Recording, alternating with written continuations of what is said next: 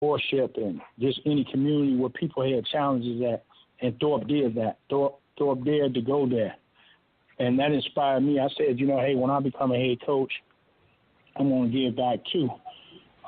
When I end up, coaching with Coach Rob Smith at Simeon, he did the same thing. It was like, wow, it was powerful to be able to see him going to Pontiac, give kids toys, uniforms, gym shoes. I mean, he poured out his own pocket.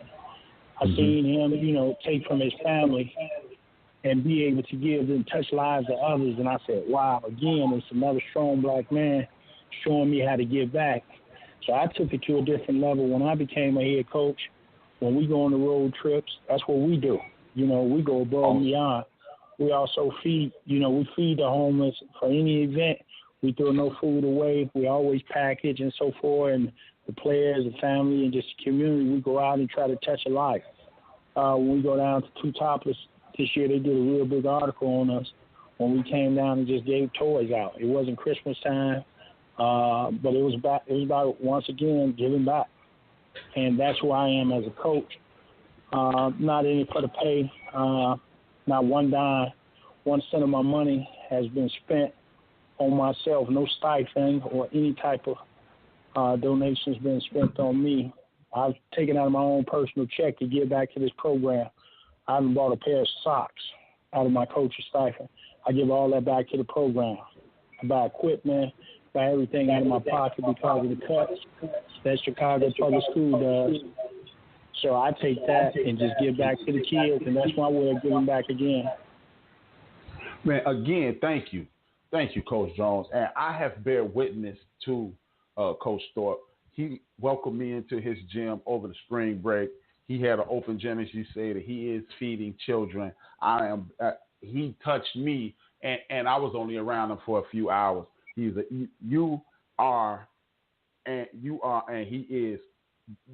guys are both great individuals and a beacon of light in a community that otherwise people think is dark.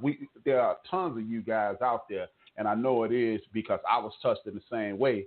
So it's just that's what my focus is, to shine light on the lights. So it's not a light at the end of a tunnel. It's a bonfire, and that fire can draw these kids in like a moth to the flame.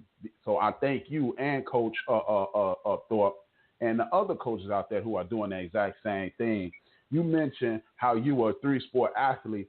Was basketball your favorite, or how did you end up in basketball? Basketball was my favorite. Funny thing, I don't share this with many people. I was the captain of the baseball team. The football, I didn't get too much time. I played special teams, a couple other positions. But basketball was truly my passion. As a child growing up, when being disciplined, my mom would send me to bed. And I would go in there, I would talk to myself. And, I would talk about the Celtics. I would talk about the Sixers, the Lakers, because I would end up seeing Andrew Toney, Dr. J, and all them guys.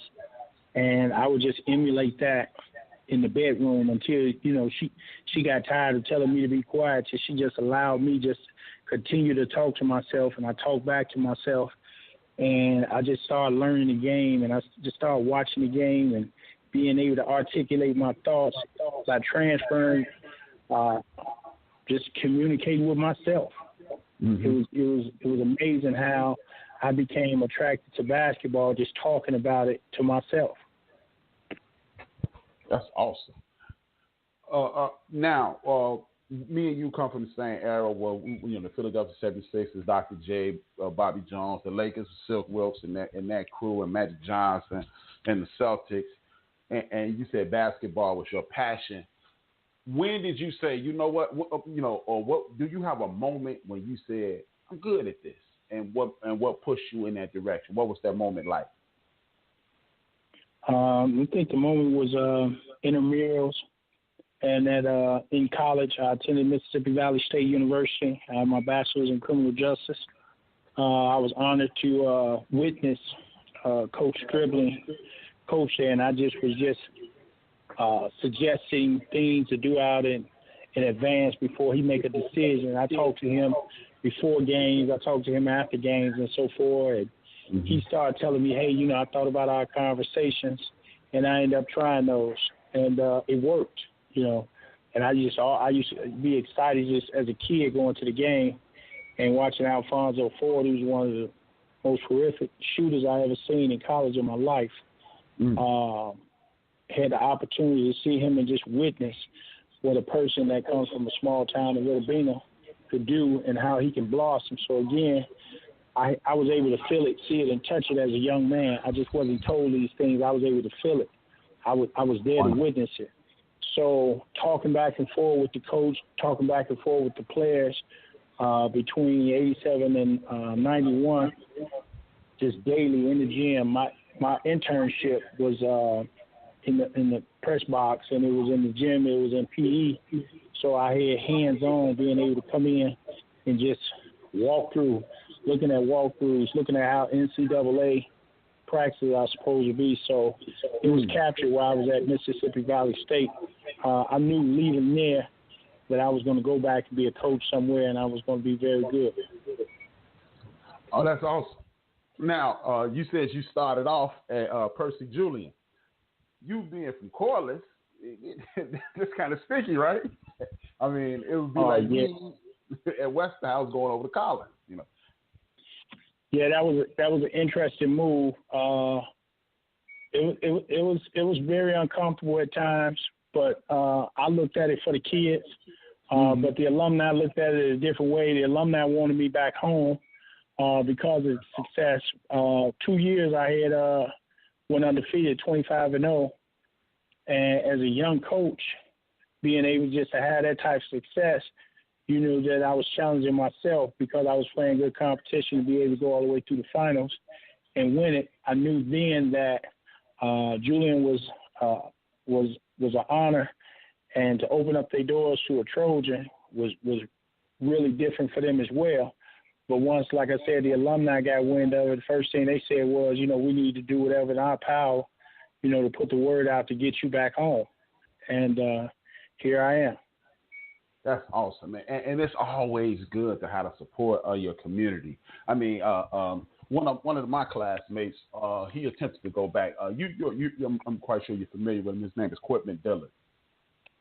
And, absolutely. Q is a good friend of mine. Yeah. Me and him we graduated the same year from Westinghouse, and he attempted to go back to Westinghouse. I'm not sure exactly how it shook out. He didn't go back, but that's neither here nor there. But I do believe that it is vital that brothers like yourself, Coach Thorpe, and others throughout the city are staying in these communities, are giving back, and I really respect that a lot. And that's why I want to continue to have guys like you on the show. And enough about that. Now you're back at the school. You're having some success. Who are some of the coaches that you like competing against? They bring the best out of you, so to speak. I think I'm very respectful in the Chicago Public League all the way around. I think my biggest challenge is to beat my mentors, Robert Smith and Thorpe. I've had the opportunity to knock Thorpe off this year in the Public League. It came hard to swallow, but it was a great victory to go back and beat your mentor. It was a very emotional time for both of us. Right now, I'm currently in the Super Conference in the Red South Central. This will be Corliss' first year being back in well over 10 years. So it's going to be a challenge just to beat the Mike Olivers. I beat them as assistant coaches. I beat a lot of teams as an assistant, but I've never had the opportunity to beat them as a head coach. So this will be my first year going at them at a high level and being able to really be on that stage. And it's big for Corliss and the community. The kids are buying in. Kids in the school is just huge support, just walking the halls, being able for them just to support the basketball team. They're coming out to the games. They're very encouraging. They follow us. We have a real good, deep following with our alumni and the kids that's in the school. But to beat the Simeons and beat the Whitney Youngs and to beat the Morgan Parks is just going to be huge to me. I want to beat Nick Irvin. I want to be in that conversation to beat the Lou Adams. You know, I want to beat all. You know, that's what it is for me to come back to set it at a high bar. There's no question and doubt that we're going to be very good because our kids believe. You know, our kids work real hard and they enjoy it. That's awesome. What would you say your coaching style is? My coaching style is I'm a zero tolerance, very low tolerance guy. People not working hard. You know, I think I'm a freestyle. I let kids just play into their strength. You know, I'm very strength based. You know, I build a lot on your strength and work on your weakness, but I just think that my style is just very low tolerance of people who don't work hard. If you work hard, we're going to get along well. You know, I have 3 principles. If you're not acting up in the community, in the school, we're going to do well. If you're working out, you're going to do well. You have good grades. If you go out of grace in those 3 things, that's where we tend to have a problem at. My philosophy is anyone can do it. That's awesome, man. Because you know what, and then that plays right into your mentor saying you see things in people that they can't, and this being your ministry. Because contrary to popular belief, young people are willing to listen. Young people don't mind guidance, and me and the parents, we really appreciate you affording them that, because it lets them know you have to believe in yourself and you have to follow this rigid set of rules in order to be successful. And again, me and the parents really respect that, because the propaganda that's being put out there in the community is these kids don't want to work, these kids don't love anything, and you are a walking example of that being the contrary, especially since you have galvanized the Corliss community from the alumni base now to the current students, and even with the future students, because trust and believe, there are kids now saying, I'm going to Corliss and I'm going to go play for Coach Jones. So, again, I commend you for that.